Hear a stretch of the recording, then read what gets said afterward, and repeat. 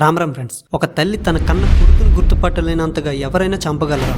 పాకిస్తాన్ రాక్షసులు మన కెప్టెన్ సౌరభ్ కాలియా విషయంలో అదే చేశారు. కార్గిల్ యుద్ధం మొదలవ్వక ముందే కేవలం 22 ఏళ్ల వయసులో ఆయన అనుభవించిన నరకం గురించి తెలిస్తే రాతి గుండెైనా కరిగిపోతుంది. మే 15, 1999 పెట్రోలింగ్ కి వెళ్లిన ఆయన్ని పాకిస్తాన్ ఆర్మీ బంధించింది. ఒక రోజు కాదు, 2 రోజులు కాదు, 22 రోజుల పాటు చిత్రహింసలు పెట్టారు. సిగరెట్లతో శరీరాన్ని కాల్చారు, ఇనుప రాడ్లతో కళ్ళు పీకేశారు, చెవిలో రాడ్లు దించారు, శరీరంలో ఉన్న ప్రతి ఎముకని విరిచేశారు. ఇంత నరకం చూపిస్తూ ఇండియన్ ఆర్మీ ప్లాన్స్ చెప్పు, వదిలేస్తాం అని వాళ్ళు నవ్వారు. కానీ ఆ 22 ఏళ్ల సింహం నాలిక కోసేసినా సరే దేశం గుట్టు విప్పలేదు. చివరికి జూన్ 9న ఆయన శరీరాన్ని ముక్కలు ముక్కలుగా చేసి మనకు పంపించారు. ఆ శవాన్ని చూసి సొంత తల్లిదండ్రులే ఇది మా బిడ్డేనా అని కుప్పకూలిపోయారు. ఈ రోజు మనం కార్గిల్ విజయం గురించి మాట్లాడుకుంటున్నామంటే దానికి మొదటి పునాది సౌరభ్ కాలియా గారి రక్తమే. ఆయన త్యాగానికి వెలకట్టలేం, కానీ కనీసం ఒక సెల్యూట్ అయినా చేయగలం. కన్నీళ్లతో ఆ వీరుడికి నివాళి అర్పిస్తూ అమర్ రహే అని కామెంట్ చేయండి. జై హింద్.